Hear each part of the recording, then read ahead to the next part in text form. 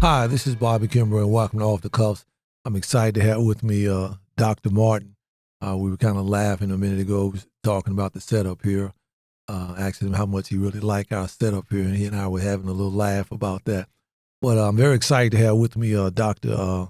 Martin, longtime superintendent of Forsyth County, current county commissioner. Glad to have you with me today, Dr. Martin.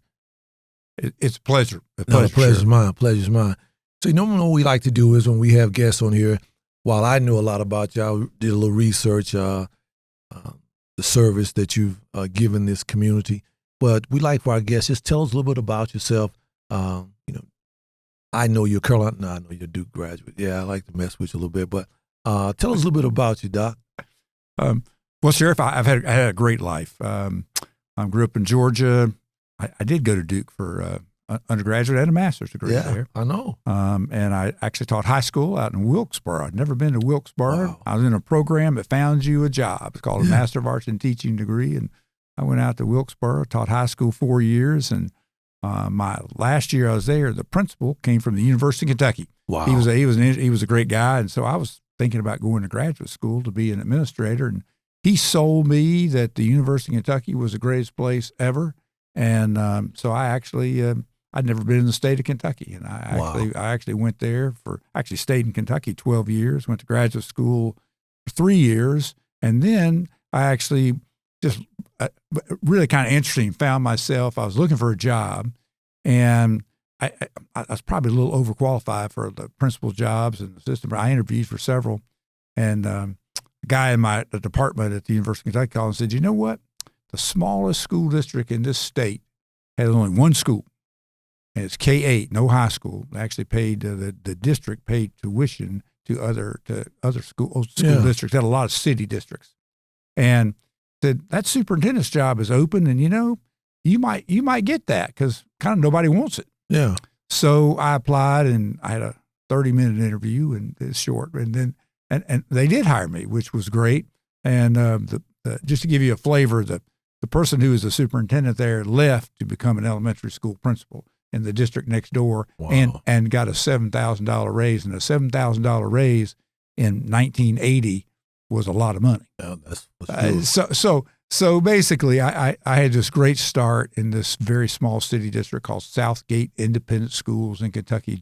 You could see Riverfront Stadium on the other side of the river from the district. And the reason you would see it, you get on the roof to change the flag is way bit. There's a great experience. But anyway, I went from there to a district just outside of Lexington, Kentucky. And I called Jessamine County, Nicholasville, there 6 years. And then I read an advertisement for superintendent in Rowan Salisbury schools. It was Rowan County was merging with Salisbury City. And I said, they'll probably consider somebody from outside because they don't want someone that's a Rowan County person being the merger or a city person. And I was right about that part. So they actually hired me. And that was a really interesting experience for 5 years, the merger piece. And then this job opened up at Winston-Salem back in 1994. And I stayed here 19 years. Wow. Which was great. And when I retired, I kind of lined up. I actually had an opportunity to go work at High Point University. And actually they had a brand new fledgling a doctoral program for school administrators to become superintendents.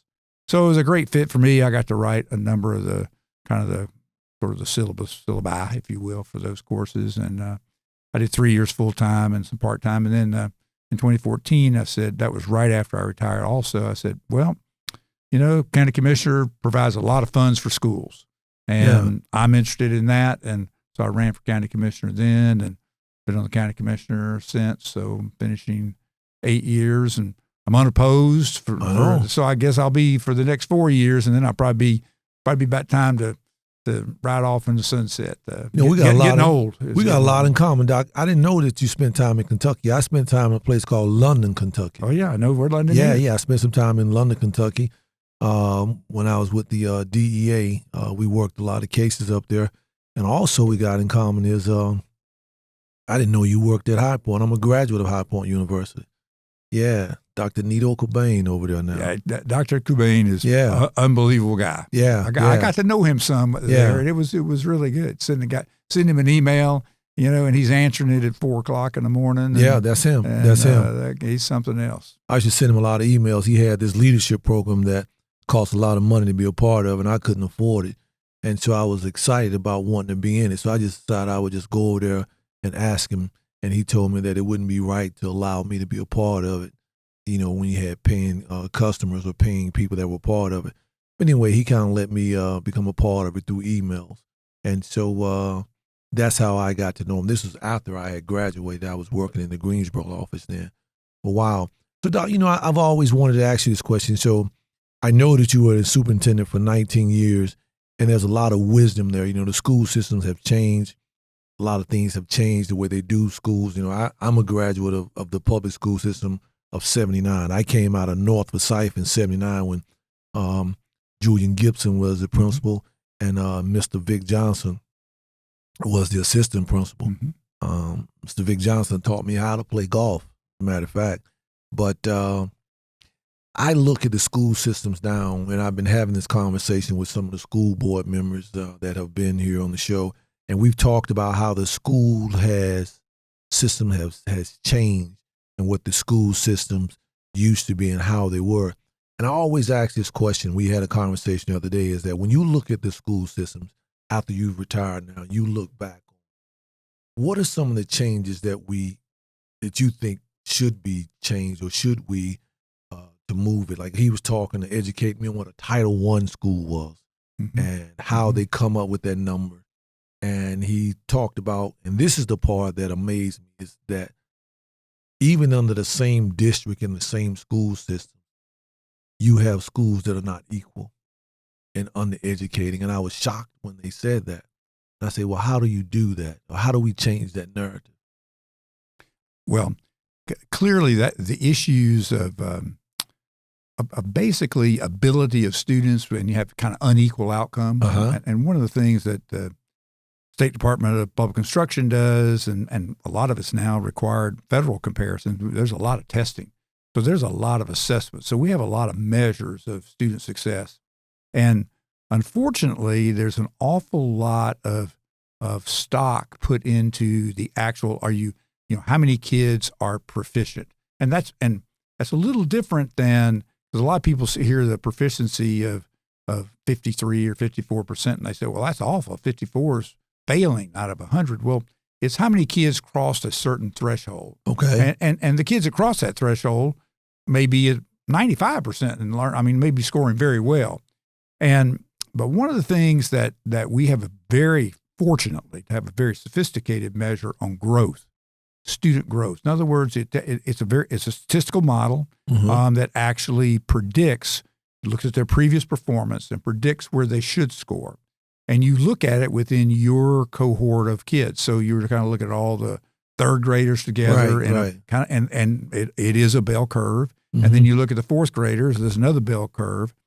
Well, if your spot on that bell curve was right straight up, you make a year's worth of progress if you're right straight up in the fourth grade. If you're at the very top of that bell curve, you made a year's worth of progress. If the distribution in the next grade, you're right up there. So the state has a measure that measures whether you're a little bit above that. They use some sort of standard error units, or a little below it.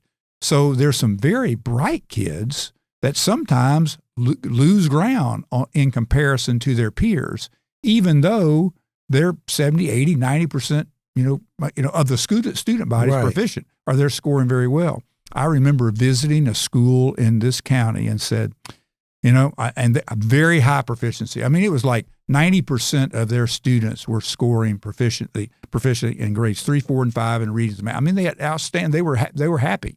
And I told them that they had, among 40 elementary schools, they had the lowest growth of anybody, and they were shocked. They were absolutely shocked.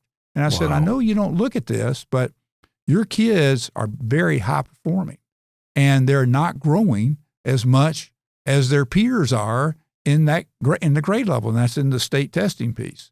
And they said, whoa. And so if we focused a lot more, in fact, what I focused on and valued were schools where kids were able to grow at least a year's worth of progress and more. And if a child walks in very behind, and we have something, you know, Sheriff, as well as I do, where, there a lot high poverty creates many inequities. True. That manifests throughout society. I will agree. And if you're going to try in education, I still firmly believe that education is that ticket to get out of that. That's a way you break that cycle. That's a fact. You have to have someone to believe in you, and you have to be successful.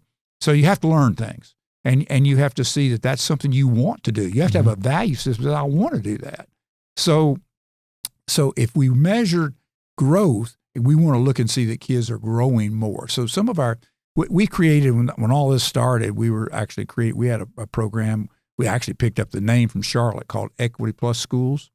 I remember that. And what that meant was, the plus meant it took a little bit more money to achieve equity. You needed smaller class sizes. Students needed more attention. Mm-hmm. You needed more materials, like technology in particular. Yes. And you needed high quality. We paid the teachers more money to be there. We want you to be. We want to try to attract teachers. Here, these are our kids that need the most help. Right. And we want to grow them and grow them more so they can begin to catch up. And I can tell you that we tracked the Equity Plus school performance, separate from other. We looked at the aggregate, but we also looked at how those Equity Plus schools do collectively and individually. And quite frankly, a lot of them had extremely high growth. Kids were making great progress.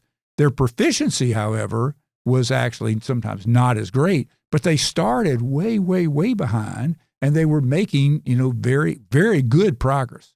And there's way too much focus on the actual score than there is on growth, because it's just like you're looking at, you would like to have a crime-free city. I mean, a crime-free county. That's what you'd like to have. But quite frankly, there's some things outside of your control, namely what's going on among certain, I'll just use whether it's criminal elements of sorts. Right. I mean, there's things going on. And so you find yourself reacting sometimes to that. You'd like to intervene and prevent it if you could, but sometimes you have to find yourself reacting. Well, school folks, teachers find themselves reacting. In fact, if you talk to kindergarten teachers, they'll tell you sometimes that the range of kind of knowledge and learning, what people know when they come into kindergarten students, is huge. There's a wide gap between students who literally can't spell their name, do not know the alphabet, and you got some other kids walking into kindergarten that are just about reading, if not already. So when you have that kind of gap, you need more resources to actually work and to teach that. And so those Equity Plus schools, more money for teachers, more money for supplies, and lower class size. And lower class size cost a lot of money. So let me ask you this, Doc. And tell me if you're in favor of this, right? So yesterday, a couple of days ago, we were having a conversation about the number of incidents that we see in the schools. I know that when I was in school, class of 79 and coming through the 70s, we didn't see the number of incidents that we see in the schools, the fighting, some of the violence, we didn't see that. And I know that you didn't see it in the time that you were seeing it. But what we're seeing now, so the question was asked, how do you feel about metal detectors in the school is the question that I was asking the school board member. And the answer that they gave me was that it took away from the learning environment. And my response to that was, you're taking away from the learning environment with the number of incidents. So what I'm asking you is, Doc, that if you're looking back over your life experience as a superintendent in education and even in Kentucky and in Rowan County down in Salisbury, the time that we're living in, I mean, your personal opinion, I know you have to be careful, you and I, because people hang their hat on what we say. But what is your personal opinion about metal detectors in schools?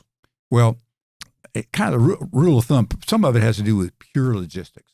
Just sort of picture for a moment that go to West Forsyth High School. Right, you got basically 2,000 students. Yeah. So they're arriving in cars. They're arriving. Some parents are dropping them off. Walking. They're arriving.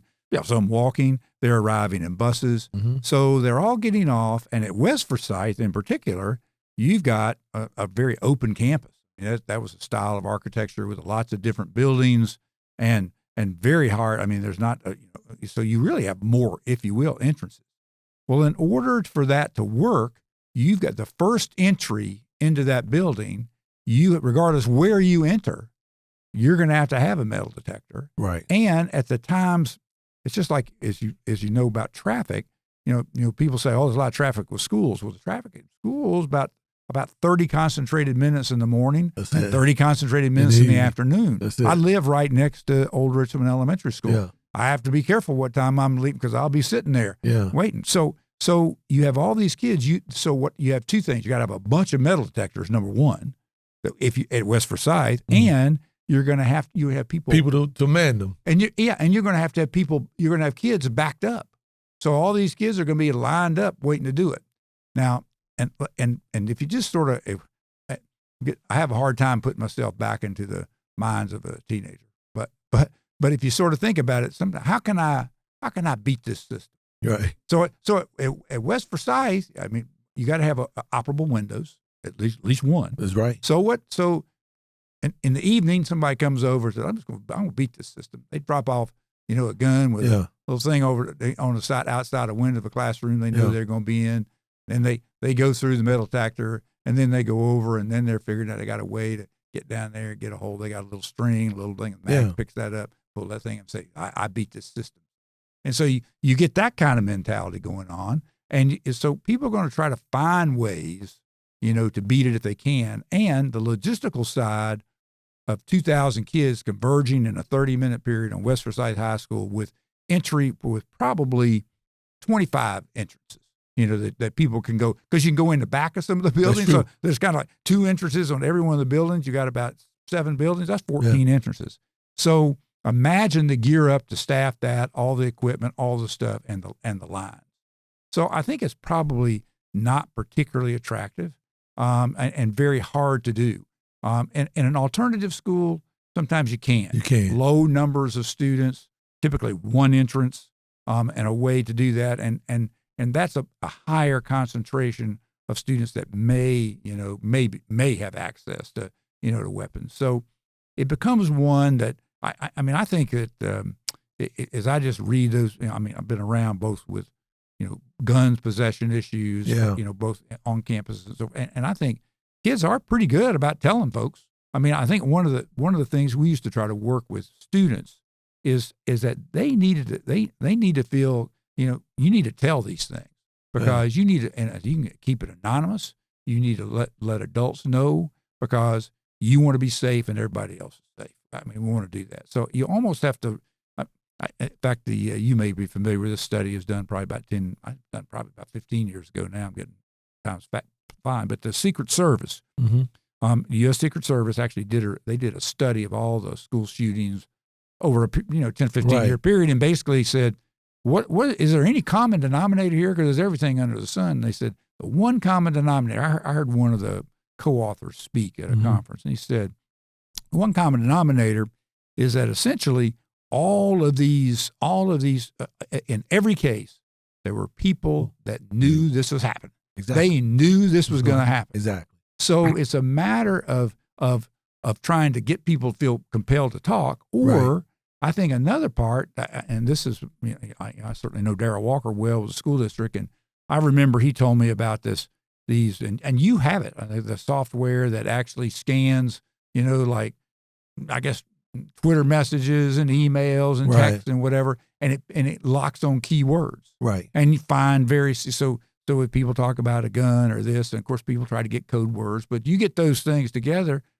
He told me about a case where, basically they saw what was going on. Law enforcement went to the night before, and lo and behold, in this young person's basement, there were some explosives and things down there and that truly was prevention. That was a case that prevented something from happening.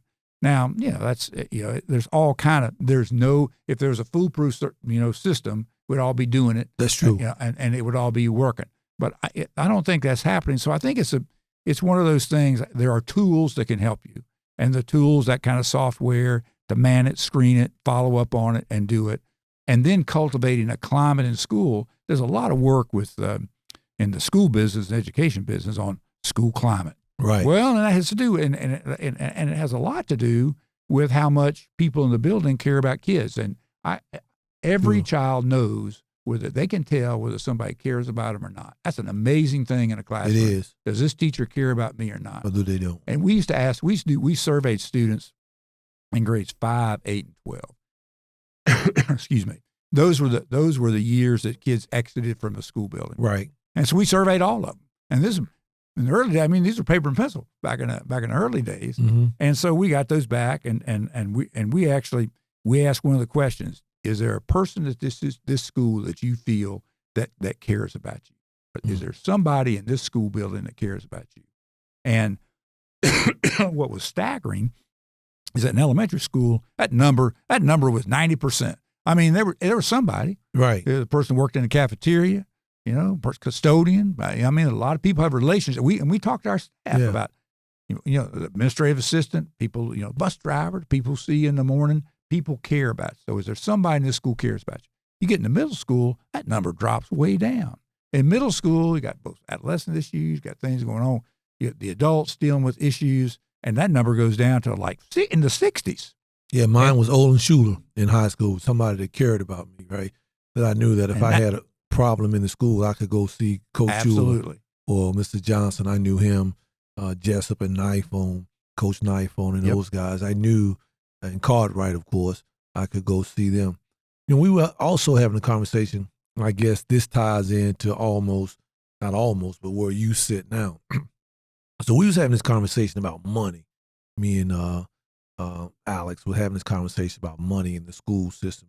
Where does the money come from? And he was telling me that, I think he said a B with a B. He specifically said a B billion, what they're sitting on. That's a lot of money, from my understanding is anyway. And so we got into this conversation about how the entities within the county are funded. And that took us to the county commissioner. And what I said was, I get my budget from the county commissioners. I said, you get yours from the county commissioners, right? And I said, so a lot of times, you ask for something don't mean you're going to get it. I say, I know that firsthand. I go see Doc all the time, right? And you get a lot, Sheriff. I appreciate that, Doc. I really do.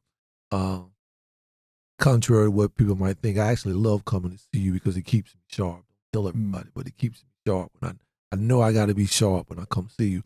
But explain, is there a methodology behind the funding? Like when you sit down or the commissioners sit down and we talk about funding. So what's the biggest funder that you have of all the entities in the county? Which one requires the most funding? And school system. Schools for sure. Schools, absolutely. Right. And so when you look at it, or is there some like mathematical equation that you're looking at, or you looking at the tax base, or how do you decide, okay, what we're not going to do versus what we are going to do? Well, we look at a lot. There are a lot of things, and one thing, at least in the education business, there are a lot of indicators. So, for example, we look at local dollars, local per pupil dollars across basically our urban comparisons. I mean, we look at what Mecklenburg has, what Wake County has, what Durham has, what Guilford has, and us. Sometimes, in size, Fayetteville, right, fits into that group too. And so we do look at those numbers, and that's helpful. And you'll find that we're very, very, very comparable in those areas in the local dollars per pupil, very comparable. And then there's state dollars per pupil, and the state dollars, by the way, account for anywhere between 60 and 70% of every school budget. So when Alex is talking about a large budget, and here it's about 66% roughly here in Forsyth come from the state. Okay. That money's coming from the state. And then the federal money has ranged from, I can remember as low as 5 and 6%. And in this current year, with all this federal money, we have ARPA funds. Right, the school district has an ESSER, elementary and secondary intervention recovery, something that stands for ESSER. But ESSER funds, huge amount. In fact, for the school district, received $215 million in ESSER funds. That's total. That's all their, there's CARES Act money, but their total amount ended up being $215 million. And that money's all going to be spent by December of 94. So that's a big, and it's pretty earmarked. So in this given year, federal money is big time deal, but it's a lot of it's kind of you can do some recurring things with it. But one of the cautions we have with their budget discussions is that how many people you hiring that you're going to have to do something with in 2 more years. I mean, that's a big issue. And so all their contracts, I mean, as they've assured us, all of their contracts say this job, it's either annually reviewed and it definitely will end so there's no, at the get-go, there's no promise of continued employment beyond December of 2024. So the federal money varies, and then the middle is made up with local dollars. In some districts, it's low local dollars. It's 5. I don't think there are about a handful that have 0 local dollars. There's a few, but most people have 5 or 6%. But we're running about 20 to 25, 28% local of the school district budget. About 28% of it's local. So we're looking at number one. It's kind of like it's the Goldilocks thing. What's the right amount? What's the just right part? I mean, you certainly don't want to be. I mean, I don't want us to be the lowest funded, but definitely want to be the lowest. I don't want to be that. But the other part of it is here's where the rub comes. Well, I've just described. The $1 billion would probably include that federal money. When I retired in 2013, we had about half a billion, about $500 million total. But the deal is, how do you spend that? Well, that's what I asked. It's how do you spend it? I said, well, if you got $1 billion, who controls whether you do with that building? I asked him. Yeah. He said this to me. So if you got $1 billion, right, Doc? Yeah. And you said it's got to be spent by 2024. A piece of it. A piece of it. About that $200 million, which is probably, I don't know how it's being accounted in their budget as a part of the. Can you give raises to the teachers with that? You can give bonuses. And in fact, your deputies, all the county employees got some sort of, premium pay kind of plan that we had, which was a big part of our federal dollars. The school district has done the same thing. Okay. But that's not recurring. It's just a one-time, here's a bonus. And that one-time bonus is not going to happen anymore. So the school district this year, I think they did 3 different bonuses, and they used some of it to be retention bonuses. And quite frankly, we did a little bit too. You'll get this in 2 parts. Get it this year, but if you're employed by such and such date next year, you'll get another, tranche, another check. Right. So from the pandemic is not a realistic way to talk about things. I mean, that's not going to be the real world in a few short years. That's true. But during the pandemic, we needed lots of shots in the arm to do that. You all were frontline, and school folks were pretty frontline too. Not as much as you all are. What that's been, and that's been a difficult time. Very difficult. So that's not. Hopefully, that's not the new normal. And the normal, it will be new, but it's going to be back to a little different. So there are a lot of rules in the school district. For example, you can't put 100 kids in a classroom with one teacher. You can't. There are rules in what class size can be. There are maximum class sizes, particularly in elementary school. There are teacher assistant requirements, and the state allocates their money in little silos. So the state, they have 28 formulas that generate all these different little pots of money. There's money for special ed, and there's money for career and technical education. There's money for elementary teacher ratios, and middle and high school are different. There's money for system. There's money for curriculum support areas. There's a lot of little pots of money. So there are all these silos, and so the school district has to make sure they balance and use all those as intended. They've got to, because if not, it goes back to the state. So the federal dollars has similar guidelines. You can only spend this money, and it's a little broad. You can spend it for if you have kids who are behind, need remedial support. So there's remedial support that can be provided with that. And so, but you can't go give the superintendent a raise with the federal dollars. You can't go you can pay your federally funded people with it, but you can't use that money other places. So you have to make sure you exhaust your federal money in its cycle. It has usually about a year and a half cycle before in their fiscal year till it has to be spent by. And then the local money is the only area where there's some discretion. You really got discretion there. So a good superintendent, they're making sure they're getting that state money spent and that federal money spent. And if there's anything that they're going to have, you'd like to have a little fund balance. And I have to compliment Dudley Watts. When I became superintendent here, for my first, until Dudley came, we had zero fund balance allowed. So, and it's kind of like you operate, kind of like a no fund balance. Right. If you got an emergency, you can come to the county and ask for it. Right. But essentially, there was every cent had to be spent, or we had to revert it. Mm-hmm. So we had our own accounting procedures to make sure that didn't happen. I mean, we always had things that needed to be spent. So if you have slippage during the year, budget slippage, then you would basically take that, and we would go buy, library supplies and equipment. I mean, our technology, the things that we were behind in. We would earmark those dollars, and about May 15th, we'd say, okay, got this unspent money, we need to target and handle it. That's a terrible way to run any kind of enterprise. So Dudley said, that's crazy. We're making a commitment to education, this amount of money. And he said, we'll commit it to the school district, and, you use it and be wise as you can. So the district has some fund balance, which is good.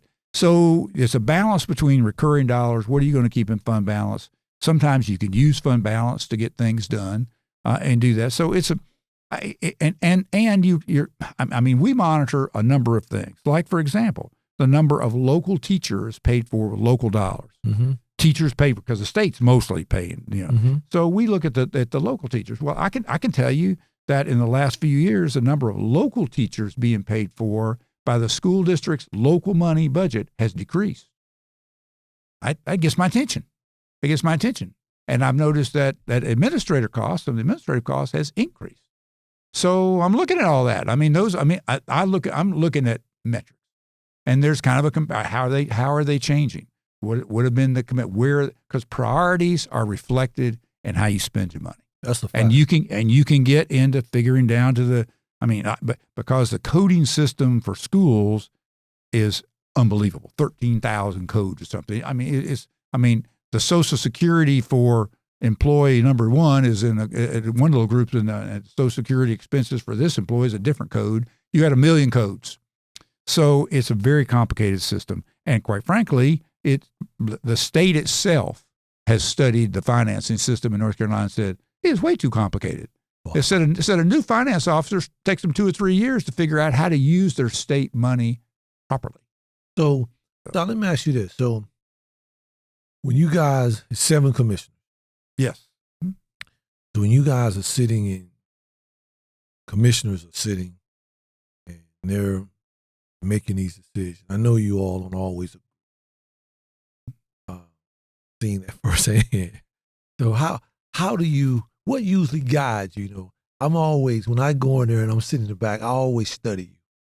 I always study you, Doc. I do. I bet you. I promise you I do.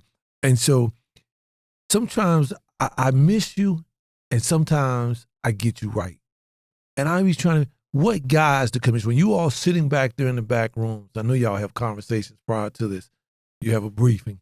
And so when you look at it, is there some equation that goes through? Because I know you're a numbers man. When we talked about this room, I actually was in last first thing you talked about, wonder how much money went into this room, right? So I know you're a numbers man. So is there an equation that when Dr. Martin is looking at something, is it numbers, or is it, do they need it? How are they going to benefit from it? Is the citizens going to benefit from it? Or is it something that we're duplicating services that they don't need? Well, it's both in terms of, is this something that's a need that really is a need, unmet need, and in the likelihood of its success. Now that's where the rub comes in, because there are a whole lot of people that market education materials that basically they're out to make money for themselves, and it may be effective or not. So you need some third party kind of verifications of, well, how do we know this worked? I have no problem with small pilots. I think small pilots are a good thing. You learn some stuff, and you may not know every answer, but not spend a whole lot of money until you know the pilot works. What I really like to do is something that we know is working, proven, and that this is why we're really getting a big value add for this investment. So that's part of it. But then there's also an amount that the amount does matter, because I'll give you the perfect example. Take Charlotte, and I'm very familiar with the Charlotte issue. So in Charlotte, the tax base, when a penny of tax is levied in Charlotte, it produces a whole lot of money per capita. And then a penny of taxes increased here, it produces way less per capita. Right. And by the way, the Public School Forum publishes a report every year that shows you that. It shows you among all the population, what are the value of assessment dollars behind every, both they do it by children for kids in school, Okay. and they do it by population. And then they look at what is the ability of that county to pay for education. Well, Charlotte has a huge ability. They actually don't spend what they could by any means, but so the same tax effort. Our tax rate's about 68 cents on $100 per valuation. So an effort of a penny here produces a whole lot less per capita than it does in Charlotte. So Charlotte is just extremely wealthy. So we have to understand we have a means that's different than the Charlotte's means in terms of ability. So there's some counties in this state, right, that in fact they talk about it, what does it take to equalize? For example, they can increase their taxes 10 cents. That's a lot, and still not produce as much as another district just once. That's a fact. So we're not in that mix, but we are in the people we look at ourselves as that we kind of compete with because we have turnover, we have health care, brings in having great health care is a wonderful thing, but it also brings in folks that are attracted because they have special needs with their children. So in schools, you have more special needs children many times in urban centers with lots of health care available.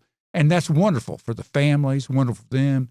But then we have to figure out our own ways to pay for it. And I see that's part of our duty. And if we got to pay extra money, we do it.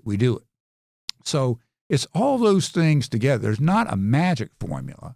There's not just a how much or the Goldilocks just right, but there is a lot of looking at what other people are doing and does it work. And you know yourself, you know how conservative I am, but I was very supportive of the JIT program. I said, this is an idea I like. I like the idea. Yeah, we talked. It's not particularly proven. Right. And that's why I was particularly interested in getting an external evaluator, whom, by the way, I'm speaking with on the phone tomorrow. I'll talk about it, what he's sort of his thoughts. I like him, from John Jay. I like him. He's sharp. John Jay. Butts, Dr. Butts. He was good. And he comes from John Jay University. Right. So I'm interested in that kind of validation side because I had the same feeling about cure of violence. Right. Exact same feeling. I hear a lot of good things. I heard some things not so good, which got my attention too. I said, I don't understand this. So we also need external look at that. At least that guy that we found, he's done a lot of the cure of violence stuff. He knows the weaknesses, and he said it's not. He says it's a promising practice. It's not a proven practice. That's right. It's a promising practice, not proven. And so that's why we're going to try to say it's going to cost. It hurts me to spend money. It's going to cost us some money on the evaluation. But for me, if we're making that investment that could be long term, if this thing's not working, we need to stop it. I agree. And for public, for government, schools, everything, you name it, it's hard to stop stuff once you get going. And that's you got to have some kind of commitments going in to try to be. It's more by managing by results, if you will. You got to have some results to manage by to see that you're being successful. And the school district, very fortunate because you have so many metrics to measure student progress. It's a lot harder in counties. I was expecting more countywide data comparisons so that you could see how counties are performing on different kinds of things. Yeah. But counties have so much flexibility. For example, the library system is operated by Forsyth County. That's right. Library system is not operated by the county in Guilford. They're operated by the city. True. You've got very different, sort of choices about how communities are set up. Cities of different sizes have very different responsibilities, and some create self-imposed tax limits. Clemens has one, a tax limit. This is all we can do, all we'll ever be able to do. So it's part of their charter. So you got so many differences, it's much harder to get apples to apples comparisons among counties. And the same thing for law enforcement. It's you got a few things I think you can check, but you can check response times. Right. Because response times are kind of whatever the geography is, whatever it is, getting to somebody in need. We can check that on ambulance services. We can check it on law enforcement calls. We can check those. But quite frankly, the crime rate, sometimes there are conditions in different communities that are beyond law enforcement's control. And so to rate a city or a community on a crime rate is sometimes a little unfair. You'd like to think you begin. I mean, if I'm you, I can't just say, well, nothing I can do about that is the way things are. You can't take that attitude. No. But you try to think of things that you can do that will actually begin to change that. And sometimes it changes it. Sometimes the crime moves somewhere else because you made it hard on them, and so sometimes they shift. And that was part of the issue in Cure Violence. We talk not welcome. I'll go to another neighborhood, man. Yeah. I'll probably get away with this over here.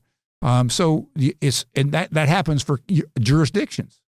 I mean, if people don't want to do it, they know you don't come to Forsyth County. It used to be a thing. Sheriff Kimbrough, and I got literally a new sheriff in town. Yeah, right? Literally they used to say that coming through Davidson, a lot of traffickers wouldn't come up 85. They would go around when the fellow was there, the previous sheriff. So, question for you, Doc.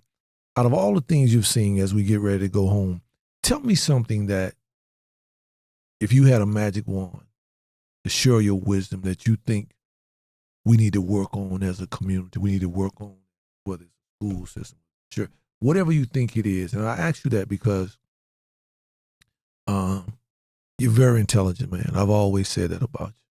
I've always said you're very conservative too. But I always believe that iron sharpens iron. My father always said that.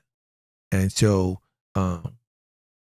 that's one of the reasons I love coming over there sometime with you, because you sharpen me. And I tell the guys, when we go over there, this is the question that Dr. Martin going to ask. This is what he going to want to know. So let's have that already out front. Let's talk about what it does. Because a lot of times, that new word is promising, but it ain't proven. Let's try to see, what is Dr. Martin? How is he going to look, right? That's what we do sometimes. So share with me the wisdom that you've learned over the 19 years as the head of the school system. You were the chairman once, right? You're the co-chairman now. I'm the vice chair. I've been the vice chairman. The vice chair. Vice chair. I don't know why I said co-chair. You're the vice chair now. You have a lot of wisdom in terms of politics. You have a lot of wisdom in the school system. You have a lot of intellect.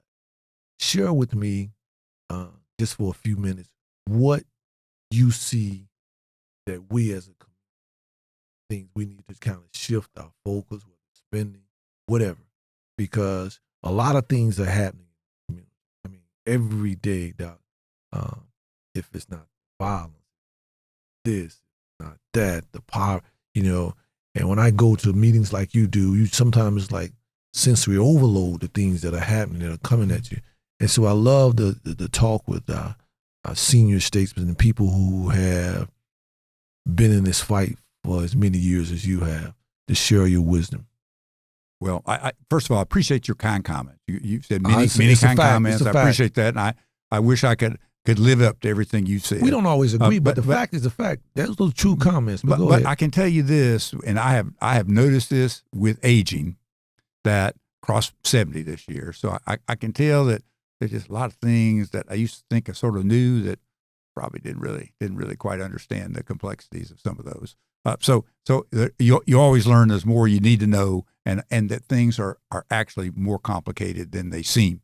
And there's a lot of armchair people that watch the evening news and quarterbacking about a whole lot of things.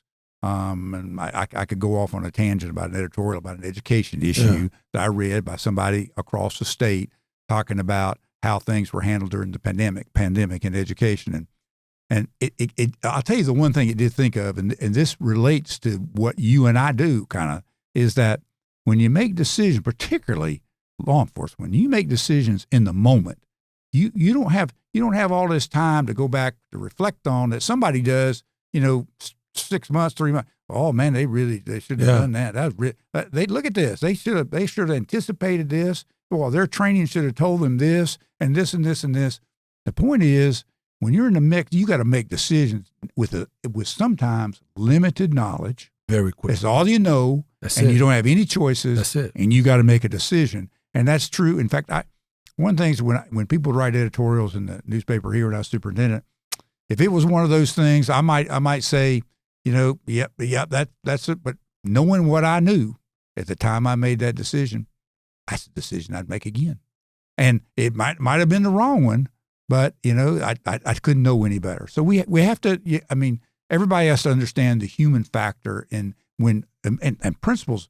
I sometimes was the one overlooking what principals did, and I had to look at what principals had to make a decision in the moment, and I had to think about that, and then talk about how do we make better decisions in the moment. I mean, how do we get better training? And that's and that is a big issue for every government work, I think, is training. So I don't think there's any magic bullets, but I'll tell you the observations of being in this community for 25 years is that by and large, our leadership works together pretty well in comparison to the three other communities I have participated in. I agree. There are fewer silos. Yeah. I wish that the city and the county probably work together better. I think you and the police chief and the police department work together. But I'm sure there are many things that there's other stuff, but by and large, I think there's a good working relationship between the two of you, and the mission is the same. We want a safe community, and there's just a little matter of a street that divides the county from the city. So we need to be, and you and I have talked a little bit about the metro kind of covering police, which is a whole complicated issue. Very. But it's Charlotte did it a long time ago. It worked. And Wake's done it. I mean, there's some people doing it.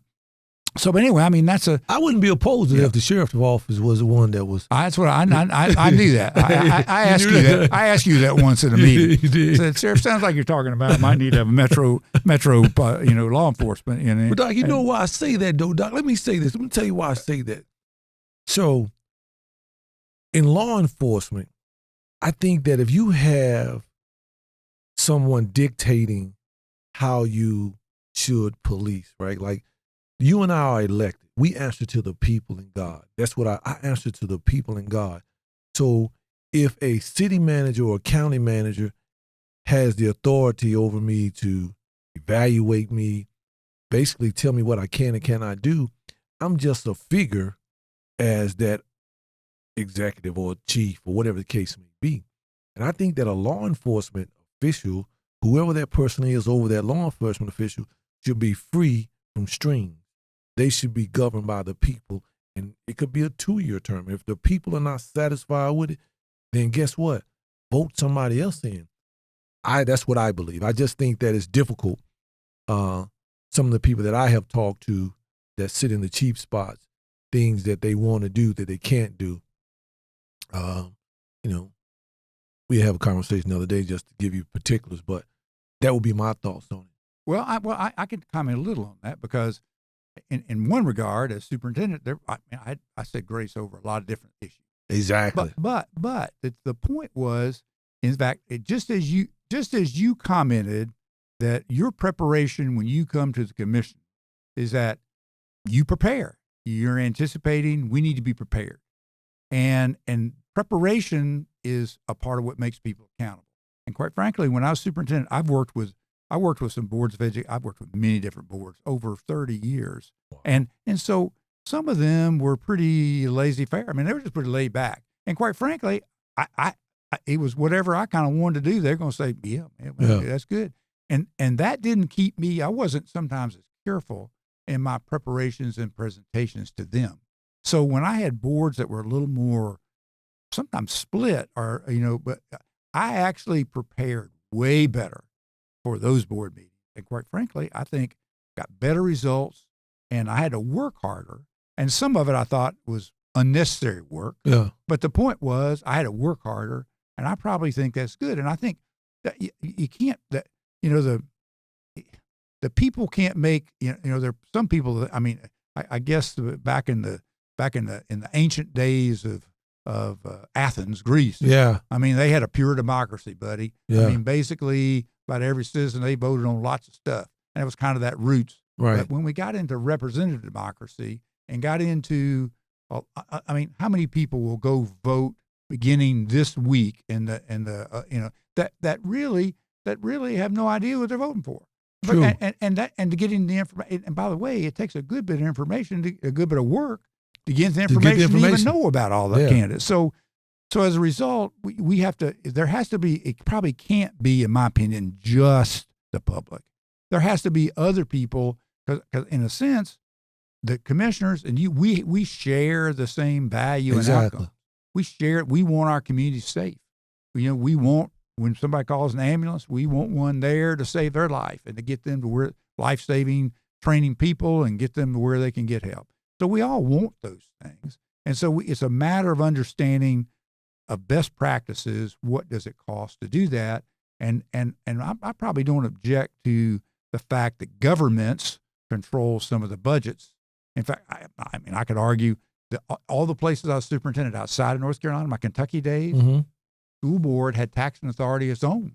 We didn't deal with county commissioners, have somebody else looking at our budget. We did our own stuff. Wow. But as a result of that, the politicians and that side, the people who ran for school board were very different in Kentucky than they are here. Because in Kentucky, education is the largest taxing authority. So the people on the school board were the people who levied the most taxes on the public. Whereas here, school board doesn't levy taxes at all. It's the county commissioners dealing with. So somebody thought that was more efficient in this state. Not so sure of that. Most of the country operates the other way. Right. We're an anomaly, one of about 6 states that actually has a fiscally dependent school board. But I think having some oversight is probably a good thing. I think it is. And people working together. And quite frankly, we don't deal with your policies at all. I mean, the commissioners, you are in charge of the policies and things that you do. The only thing we have any say-so about is kind of how much money that you. That's powerful though, Doc. You control people with the money. That's powerful there. Well, but how you? It's just like how you. You may have heard of the Leandro lawsuit, and it's been in the news. Yeah. I think it's been around 28 years. He brought that up. Yeah. In fact, the newspaper wrote a big old long editorial on it. The Journal did, and that case has been around 28 years. But there's one judge that said, I'm not going to ask the legislature to pay money, because he said it's how you spend the money. To spend the money you got is what's important.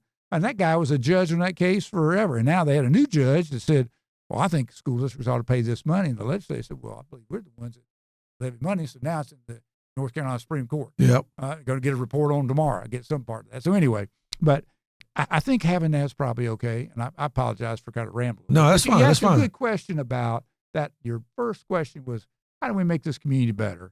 And I think you never get everything fixed at one time, but you try to fix things at little bits at a time. And I think some of the efforts of working in neighborhoods to make them safer, and you're working on those. You're doing stuff and trying it. The JIT team's a great example. And it's a link between schools, young people, and communities and how they behave. And in this time, after the pandemic, when never in our history have we had kids at home that much, except in the agrarian days back in the late 1800s and early 1900s. A lot of people working on the farm, but they were working too hard to get in trouble. I mean, they were working. And we have a lot of things going on now where idle hands have gotten into some things. And that's a challenge for school folks and a challenge for you. I just doing a little project with a school district in South Carolina. Ended up doing some focus groups with teachers. And to hear them talk about how their students sort of value and attention and wanting to do things, it was appalling. And I mean, it was heartfelt stuff. And I'm sure every teacher can tell stories like that. I talked to them here. I just had an occasion to have that conversation. And it was pretty scary about a lot of things. You had inability, people working at home, trying to work on virtually. Very few people failed. There was so a lot of kids are thinking, well, doesn't matter what I do, I'll pass. That's what this teacher told me. She said, I'm having trouble holding kids accountable to anything because they think they'll pass if they do nothing. So, I mean, you're dealing with that. School districts dealing with that. These are kind of unprecedented times. But I'm hoping that we'll begin to get back to a new normal that'll be a little better, maybe, and go forward. But I think you work on little things at a time. and give attention to details. And you do. I think you do. You have a great strength at some attention to details as well as the big picture. You got to have both, Mm-hmm. and you have to have good ideas. And you are a good idea person. I mean, you have great ideas. Because sometimes they need to be put under a couch of dollars and cents. I know. You have lots of the great ideas. It's just, can you realize all of them, and are they promising practices? Are they really best practices? And it's a matter of learning that as we go along. But I never can fault the idea having, because if no one comes up with ideas, How do we get nothing different, and no new approaches are tried.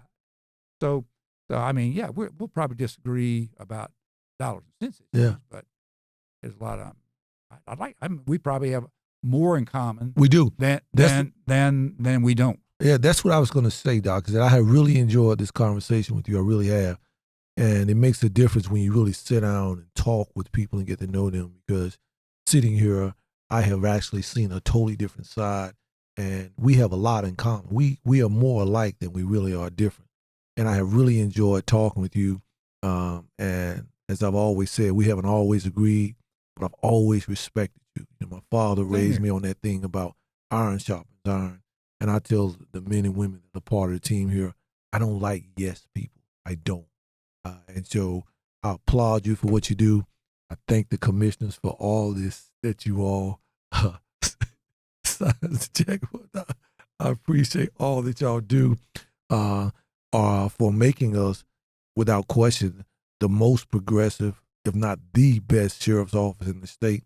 The compliments that I get from across the state, from Eddie Caldwell to Mecklenburg to Wake County with Sheriff Baker, they all come here and their mouths fall wide open when they see how generous the commissioners are. Yeah, you all have been very generous. And I tell the story all the time. I said, my commissioners love us, and I appreciate that. I mean, I know that, sometimes you guys, and that's the relationship. It's supposed to be like that. It shouldn't always be like that. Yes. But I love it, and I love what you all have done, and I mean that from my heart. And I want to thank you for taking time to come by and see me. I'll never look at you the same again. I appreciate your time. And anytime you want to come over here, Doc, and look at some of the things you've signed off on. Maybe we need to go to lunch, Sheriff. You say, Doc, that's what you challenged me on that one day. I'm going to hold you to that. Now, you saying that. Now, we're recording this. I'm going to hold you to that. I'm going to call you the first of the month. Say, Doc, what day we going to lunch? All right, that's good. All right. We'll work that out in May. Okay. I want to thank y'all for joining us with Off the Cuffs with Dr. Don Martin. Thank you again. I really enjoyed this. Have a great rest of your week.